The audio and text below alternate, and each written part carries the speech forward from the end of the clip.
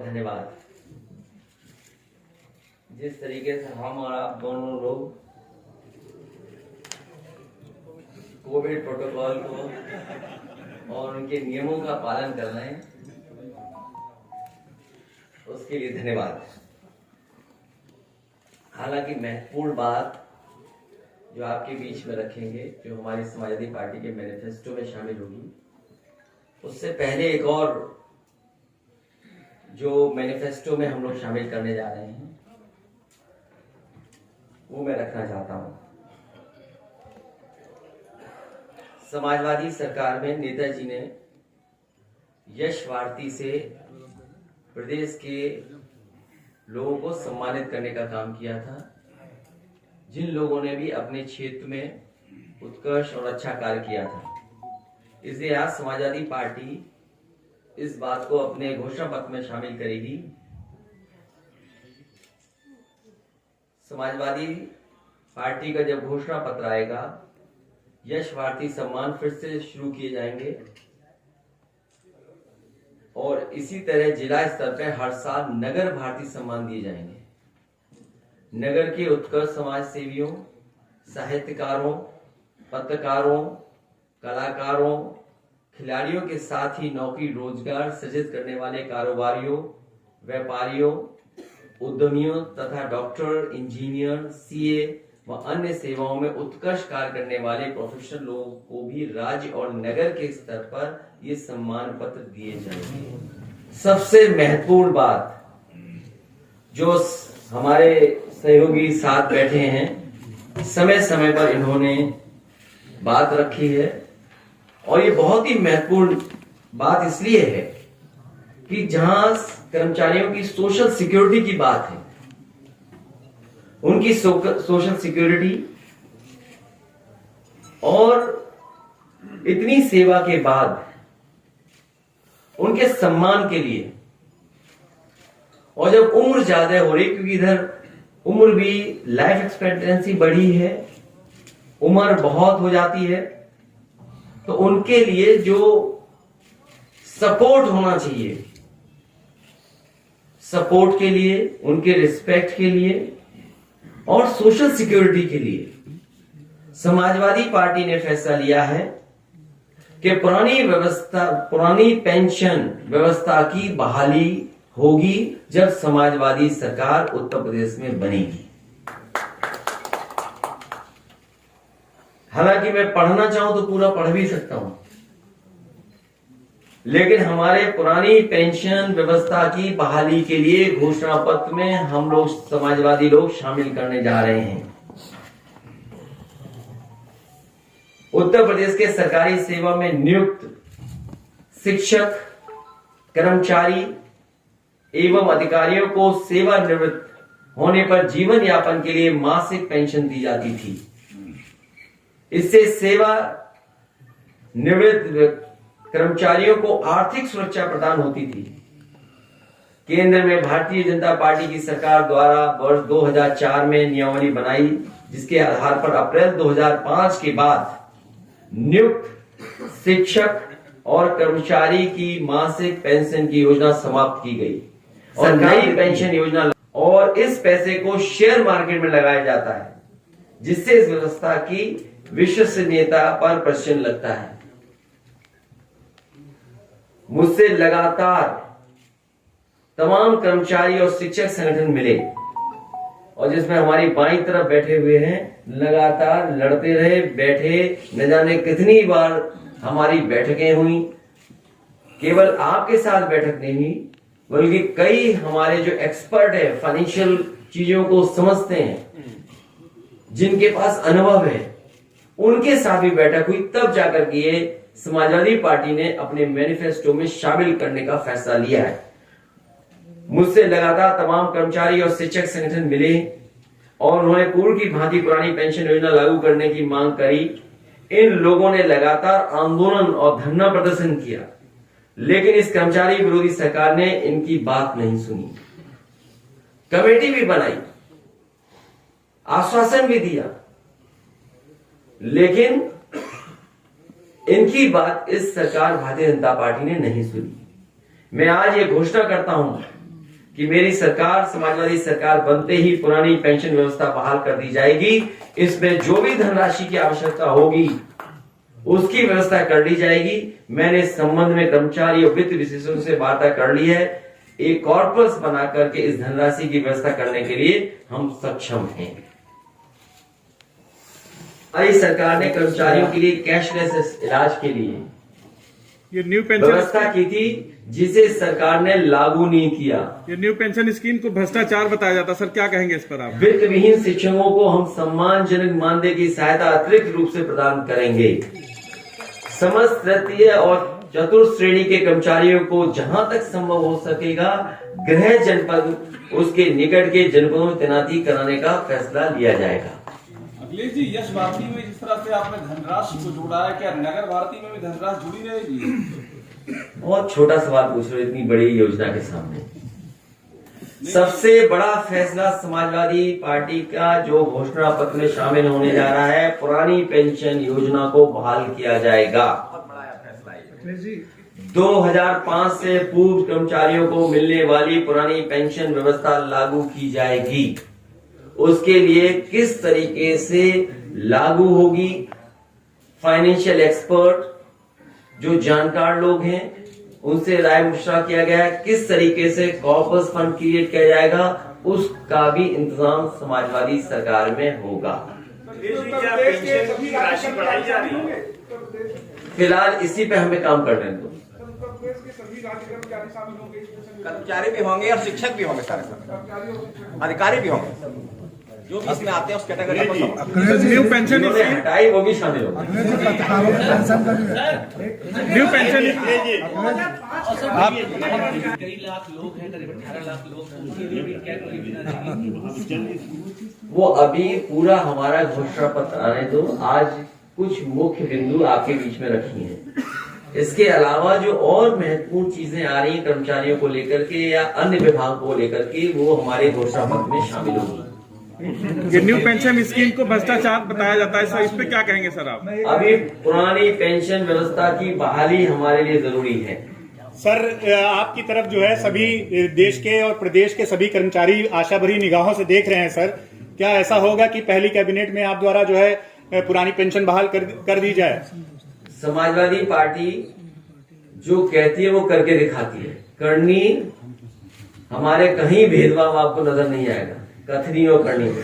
झारखंड और आंध्रा की सरकार ने भी ऐसा कहा था, लेकिन उनकी कैबिनेट में अभी तक नहीं हुआ। इस पर क्या कहेंगे सर आप? ये उत्तर प्रदेश है, ये दूसरा प्रदेश नहीं है। सर आउटसोर्सिंग पर क्या कहेंगे? ये विस्तार से जिस समय मैनिफेस्टो समाजवादी सरकार का आएगा, क्योंकि आउट पे भी समाजवादी पार्टी विचार कर रही है और किस तरीके से फैसला लेगी वो हमारे मैनिफेस्टो का इंतजार करिए। मैं ये चाहता हूं कि भारतीय जनता पार्टी अपना मैनिफेस्टो लाए। समाजवादी पार्टी ने तो अपने प्रत्याशी भी घोषित कर दिए, अपना वर्चुअल रैली भी जैसे कर सकते हैं वो कर रहे हैं। मैनिफेस्टो की बातें भी लगातार हम आपसे चर्चा कर रहे हैं और शामिल कर रहे हैं। आखिर भारतीय जनता पार्टी 4.5 साल से और डबल इंजन की सरकार जो उत्तर प्रदेश में थी, जो भेदभाव के साथ काम कर रही थी, वो मैनिफेस्टो जैसे ही लाएगी उसके बाद समाजवादी सरकार में क्या क्या काम होंगे समाजवादी पार्टी का मैनिफेस्टो आएगा। आप ये कह रहे हैं कि सरकारी विभागों में हमारे गरीब को, बहुत वंचित लोगों को अधिकार नहीं देना चाहते हैं, वो व्यवस्था लागू कर रहे हैं। माना जाए आपके मुख्यमंत्री बनने के बाद मैनिफेस्टो का इंतजार करिए।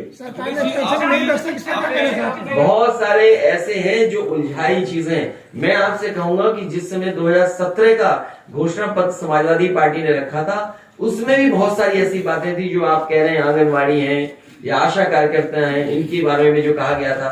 शिक्षा के तो जो वंचित हो गए शिक्षक बनने से, ये बहुत सारे सवाल हैं जिनको अभी घोषणा पत्र में शामिल होना है। क्या आप घोषणा पत्र का इंतजार नहीं कर रहे हैं?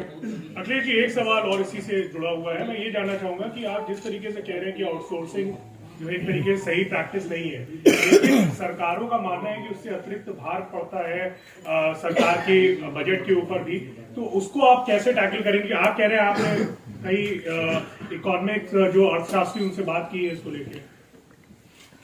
जैसे पड़ोसी देश है, दिवालिया हो गया, तो क्या आउटसोर्स में चला जाएगा देश का? सरकार अगर दिवालिया हो रही है तो क्या आउटसोर्स में कर दो?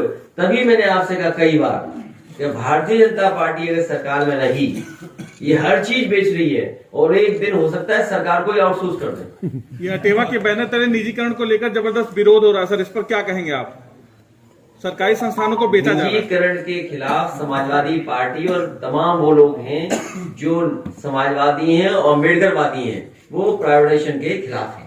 अखिलेश जी, एक पॉलिटिकल सवाल है कि आज फिर आपके परिवार परिवारवाद का कम से कम हमारे परिवारवाद को तो खत्म करना है वो लोग, इसके लिए उन्हें धन्यवाद देता हूं मैं।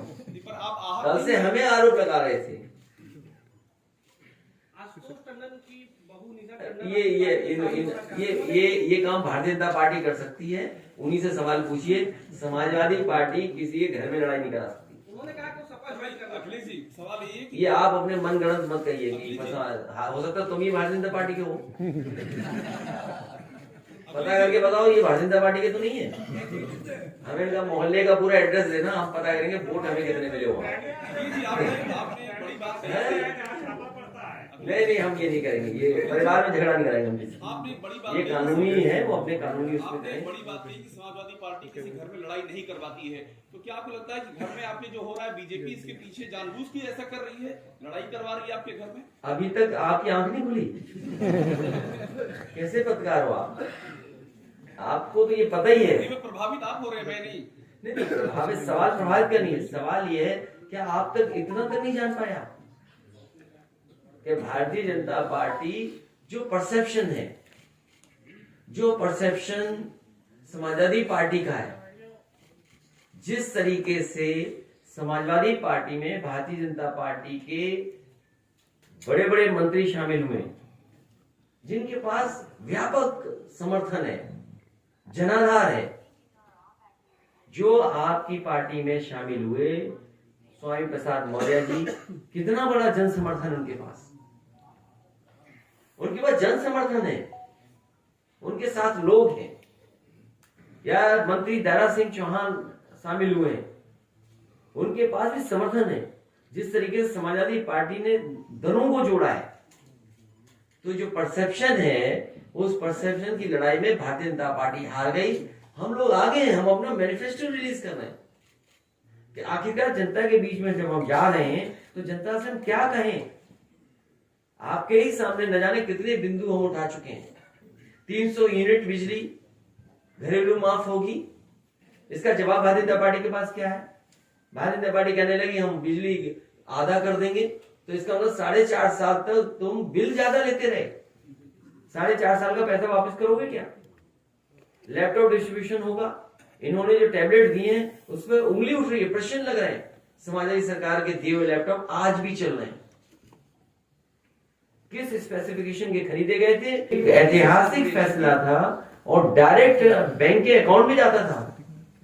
ये व्यवस्था समाजवादियों ने उत्तर प्रदेश में न जाने कब लागू कर दी थी और अब बढ़ा करके उसको 18,000 रुपए किया है।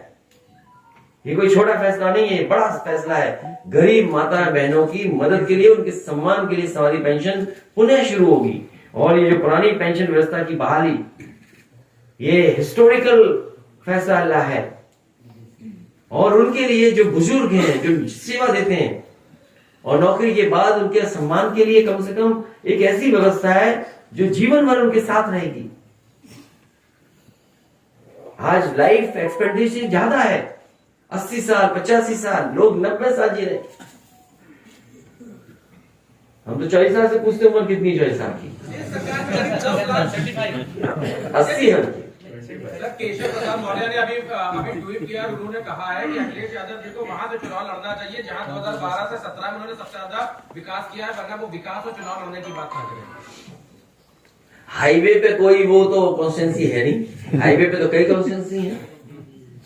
अगर हम आगरा से लेकर के गाजीपुर तक कॉन्स्टिट्यूंसीज गिने,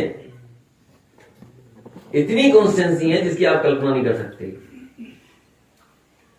कहीं भी लड़ जाएंगे समाजवादी पार्टी जीत जाएगी। लेकिन सवाल यह है, ये लोग जाने वाले लोग हैं। ये स्टूल लेकर के रहे, पूरे अपने कार्यकाल 4.5 साल निकाल दिया। 4.5 साल अपमानित हो रहे डिप्टी सीएम, अपमानित हो रहे। अपमानित होने वालों का कोई जवाब नहीं देंगे। जिनको भारतीय जनता पार्टी के लिए कुछ न कर पा रहे हो, देखते रह गए। 69,000 कितनी बार लाठी खाए बताओ। यहाँ जितने नौजवान आए सब लाठी खाए, अपने हक के लिए, अपने सम्मान के लिए लड़ते रहे। कोई ये नहीं कर पाए, कुछ भी मदद नहीं कर पाए। इसलिए इन लोगों की चर्चा करना ही बेकार है। अखिलेश जी का कहना है कि वापस भेज दिया है। आप उसमें मत उलझो। अध्यक्ष जी जो 300 यूनिट अध्यक्ष जी जो 300 सब ठीक है, सब ठीक हो गया। अध्यक्ष जी जो 300 यूनिट फ्री बिजली का ऐलान आपने किया है, उसमें जो क्राइटेरिया है गरीबी रेखा के नीचे और मध्यम वर्ग के नीचे, उस क्राइटेरिया में क्या है? वो जब विस्तार से नियम बनेंगे वो दिखाई दे रहे, लेकिन 300 यूनिट फ्री मिलेगी बिजली सभी को गरीबी रेखा के नीचे। कोई उसमें कैटेगरी नहीं है अभी। राज कर्मचारियों के 10 लाख पद खाली हैं, इनको लेकर भी कुछ आप लोग करें? क्या घोषणा पत्र का इंतजार नहीं करना चाहते आप? अभी घोषणा पत्र का इंतजार करिए। मैंने पिछली प्रेस कॉन्फ्रेंस में कहा था, नौकरी और रोजगार को लेकर के समाजवादी पार्टी विचार कर रही है किस तरीके से नौजवानों को नौकरी और रोजगार मिले। और मैंने पिछले 4.5 साल में जगह जगह जिन बच्चों को लैपटॉप दिया था, जिन बच्चों को लैपटॉप मिला था, उन्होंने अपनी मेहनत से, अपने परिश्रम से रोजगार और नौकरी करना शुरू किया है। तो जो सरकार लाखों लैपटॉप दे सकती है, कि जो पार्टी 18 लाख लैपटॉप दे सकती है, 20 लाख लैपटॉप दे सकती है, वो सोचिए कितने रोजगार उस क्षेत्र में पैदा कर सकती है और देने का वादा करेगी।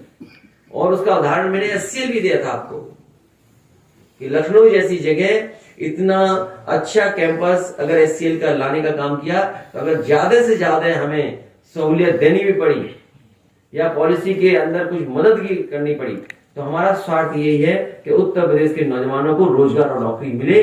उसके लिए इंडस्ट्री को कुछ भी सहूलियत देनी पड़ेगी, वो सरकार सहूलियत देगी, लेकिन उसके लिए इंतजार करिए मैनिफेस्टो का। अध्यक्ष जी यही बता दीजिए कि कब आ रहा मैनिफेस्टो? बीजेपी के बाद, बीजेपी की तारीख अगर आपको पता हो तो हम भी तारीख बता दें। आंगनबाड़ी महिला जिस तरीके से लिस्ट पहले जारी की गई थी, उनको क्या चिंता है? उनके सब हार रहे हैं, उनके सब हार रहे हैं अभी तक। अखिलेश जी सवाल है कि जब सीएम योगी ने ऐलान किया कि वो गोरखपुर से लड़ेंगे, तो आपने कहा कि उन्हें घर भेज दिया पार्टी ने।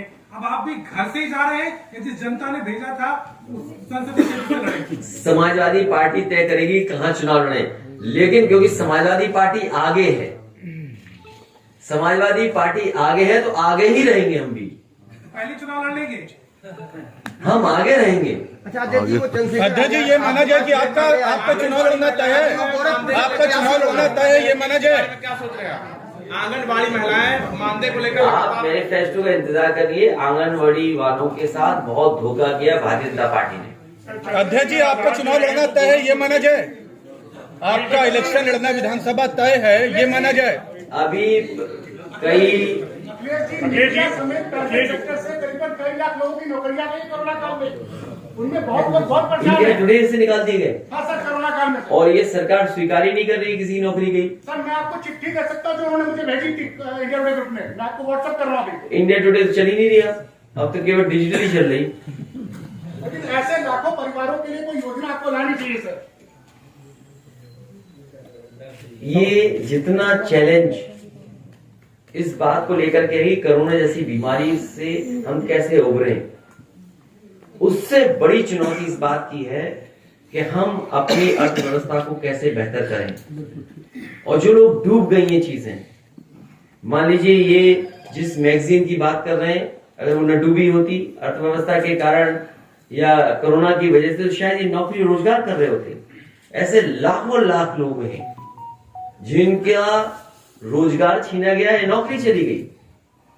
हमारे पास पार्टी पे वो जानकारियां हैं कि बाजारों में व्यापारियों की जान चली गई, आत्महत्या कर ली। ये बड़े सवाल हैं जहां पर प्राइवेट संस्था से लोगों को निकाल दिया गया और उन्हें अपने बिहार पे छोड़ दिया गया। इसलिए सबसे बड़ी चुनौती यह है कि ये चीज पटरी पे कैसे आए। इसीलिए हम चाहते हैं कि ऐसी सरकार बने जो लोगों के घर परिवार में खुशहाली ला सके। ये सरकार वो है, किसी की गिनती नहीं बता सकती। अगर इस सरकार से पूछा जाए कि कोरोना के समय कितने लोगों की जान चली गई, ये सरकार नहीं आंकड़े देगी। इस सरकार से पूछो कि कितने लोगों के रोजगार छिन गए प्राइवेट सेक्टर में, ये सरकार जवाब देने वाली नहीं है। इस सरकार से पूछो कि कितनी की बेटियों के साथ अपमान हुआ, अपमानित की गई, ये सरकार आंकड़े नहीं दे रही। इसलिए प्रोग्रेसिव गवर्नमेंट बनाइए। हम आपको भरोसा दिलाते हैं कि अर्थव्यवस्था को जब पटरी पे ले आएंगे, अर्थव्यवस्था पटरी पे आएगी तो दोबारा खुशहाली उत्तर प्रदेश में और न जाने कितने लोगों के घर परिवार में आएंगे। इतना बढ़ाने के बाद जो ONGC कंपनी है उसको कितना मुनाफा हुआ है, और जिस समय आपको मुनाफे के आंकड़े पता लग जाएंगे, ये अंतर्राष्ट्रीय बाजार नहीं है, ये सरकार है जो जिम्मेदार है। आपको पता होगा हिमाचल का जैसे ही पार्लियामेंट सरकार के खिलाफ आया, इन्होंने डीजल पेट्रोल की कीमत कम कर दी। अखिलेश जी, चंद्रशेखर रावल मुख्यमंत्री के खिलाफ गोरखपुर ले लीजिए, सपोर्ट करेंगे, अपना कैंडिडेट उतारेंगे? हमारी पार्टी में कई लोगों ने आवेदन किए हैं। आज भी एक परिवार मिलने आया था। तो इस तरीके से पार्टी अपना तय करेगी, गोरखपुर की यूनिट से पूछेगी कि हमें आगे फैसला क्या लेना है। 2017 में शिवपाल जी गए थे और 2022 में अपाना, क्या इसका कुछ अंतर मिलेगा क्या? मैंने जवाब दे दिया कि भारतीय जनता पार्टी जो परिवारवाद के खिलाफ थी, आज केवल साजिश और षड्यंत्र करके ही आगे बढ़ना चाहती है। तो उन्हें बहुत बधाई, बहुत मुबारक। योगी सरकार ने जिन अधिकारियों और कर्मचारियों को जबरन रिटायर किया था, उसकी समीक्षा की जाएगी। अब जबरन उत्तर प्रदेश के मुख्यमंत्री को रिटायर करो अपने बोर्ड से। अध्यक्ष जी, आप समाजवादी सरकार विकास के लिए जानी जाती है, तो क्या आपकी सरकार आने के बाद रिवर फ्रंट और मेट्रो का एक्सपेंशन जैसी योजनाएं दोबारा से लागू की जाएंगी, जो इस सरकार? ये तो बहुत छोटे सवाल, ये तो हमारे घोषणा पत्र में नहीं था। मेट्रो तो बना दी हमने, लखनऊ मेट्रो। सोचिए, समाजवादी पार्टी की वो सरकार थी, कई बड़े काम किए समाजवादी पार्टी ने जो हमारे घोषणा पत्र में नहीं थे। लेकिन घोषणा पत्र के बाहर काम किए हम वैसे ही लोगों है ना। ने। इतने 100 करोड़ खर्च करने के बाद रिवर फ्रंट आज भी बदहाल ही पड़ा है। तो बदनामी करानी थी उन्हें। अब हालांकि उनका नाम आ गया, दोबारा नहीं आना चाहिए ना। पुराने लखनऊ में काम हुआ, जो आरोप लगे वो आप जानते होंगे। एक को इतना दबाया, इतना परेशान किया, इतना परेशान किया कि वो हनुमान चालीसा पढ़ने लगे। और बाद में वही भारतीय जनता पार्टी शामिल हो गए और भारतीय जनता पार्टी ने दोबारा MLC बना दिया। तो ये सरकार विकास विरोधी है। ये तो लखनऊ शहर है जहां पर गोमती का रिवर फ्रंट बनाया गया। बनारस में वर्णा नदी पर रिवर फ्रंट बन रहा था और उसमें बड़े पैमाने पे जो नाले या नालियां या घर का सीवरेज या होटल रेस्टोरेंट की जो आ रही थी गंदगी, उसको रोक रहे थे और कोशिश थी कि शहर के अंदर बनारस में वो वर्णा साफ सुथरी बहे। इसी तरीके से गोमती रिवर फ्रंट था कि कम से कम गोमती शहर में साफ पानी के साथ बहे। लेकिन पता नहीं हमारे बाबा मुख्यमंत्री को क्या हो गया, इन्हें क्या लेना देना। इन्हें इससे भी नफरत है कि कोई आइसक्रीम क्यों खा रहा है।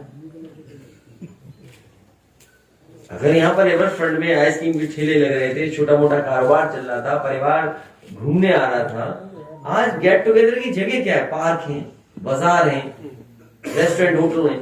ये गरीब लोगों को एक जगह दी थी समाजवादी पार्टी ने कि गरीब परिवार आए, यहाँ पर कुछ समय अपना गुजार सके परिवार के साथ, अपने रिश्तेदारों के साथ। मैंने कई बार देखा कि बच्चे वो अपना जन्मदिन मना रहे थे, वहां स्कूल के बच्चे बच्चियां आते थे, घूमते थे, परिवार आकर के घूमते थे। लेकिन इनको खुशी से नफरत है भारतीय जनता पार्टी को। क्लासेस चल रही थी सर, गरीब बच्चों की क्लासेस चल रही थी। इन भाई साहब ने रोमियो के बारे में कुछ नहीं पढ़ा। ये भी रोमियो को बदनाम कर रहे हैं, जैसे योगी हमारे मुख्यमंत्री बदनाम कर रहे थे रोमियो का। बहुत सारे ये इन्हें काम नहीं करना था, केवल दिखावा करना था। जो 1090 व्यवस्था थी, मैं अपने पत्रकार साथी से कहूंगा कि आप जाइए, देखिए जाके महिलाओं को, बेटियों को और बहनों की सुरक्षा के लिए one of the best system create किया था, जिसमें पुलिस का शिकायत थी तो वो कर सकती थी शिकायत, और तब तक 1090 मदद करती थी जब तक वो जो पीड़ित है वो संतुष्ट है कि नहीं है। और उसमें कई लाख उदाहरण हैं कि हमारे समाज की तस्वीर क्या है, हमारे समाज में हो क्या रहा है, उसकी अगर आप जानकारी करेंगे तो आप पाएंगे कि आपका दोस्त है, आपके परिवार का सदस्य है, वही परेशान कर रहा है, कोई आपके मोहल्ले का है वो परेशान कर रहा है, कोई झूठे ही नंबर मिलाकर के वो परेशान कर रहा है। तो वो अगर आप उसका डेटा को एनालिसिस करते तो आपको पता लगता है कि समाज में क्या हो रहा है। 8-8 लाख बहन बेटी और उनकी मदद हुई है 1090 से। लेकिन बाबा मुख्यमंत्री ने एक नाम लाए, बोला ये योजना चलेगी, वो योजना भी नहीं पता लगा कहां चलेगी, और आज भी सरकार निर्भर उसी पर है 1090 का। बहुत सारे ऐसे नौजवान हैं। वर्चुअल रैली, आपका फीडबैक क्या है? क्या मैसेज डिलीवर हो पा रहा है इससे? कैंपेन का कोई मुकाबला वर्चुअल से नहीं हो सकता, इसलिए हमने अपने कार्यकर्ताओं को ये दिए हैं, कर्मचारियों को ये बात कही, ये दोनों साथी बैठे हैं और लोग भी बैठे हैं कि पुरानी पेंशन को लेकर के कर्मचारियों से हम समर्थन मांगेंगे। अध्यक्ष जी, ज्यादातर योजनाएं आपकी सरकारी, और जिन जिन को इससे लाभ होने जा रहा है उस हर वर्ग के लोगों से मैं सहयोग समर्थन मांगता हूँ। अभी जिम्मेदारी इनकी भी है कि ये वहां तक बात पहुंचाएं, लेकिन हम जानते हैं हमारे तमाम लोग अटेवा के हैं, आपके संगठन के लोग हैं, वो जागरूक और समझदार और जानकार लोग हैं, उन तक हमारी बात आज पहुंच जाएगी, उनका सहयोग मिलेगा। और डेमोक्रेसी में यही है कि जिसके साथ जनता खड़ी है उसी के साथ खड़े होंगे। इस भारतीय जनता पार्टी ने कमेटी भी बनाई, आश्वासन भी दिया और फिर धोखा दे दिया। इसलिए भारतीय जनता पार्टी से उम्मीद मत करो मदद की। आपको बता रहा हूँ पत्रकार साथी और वो इंडिया टुडे के हमारे खड़े हुए नौकरी छूटे हुए साथी खड़े हैं। दीदी ज्यादातर योजनाएं बहुत सारे ऐसे नौजवान सरकारी कोई प्रतिक्रिया उनकी तरफ से आई?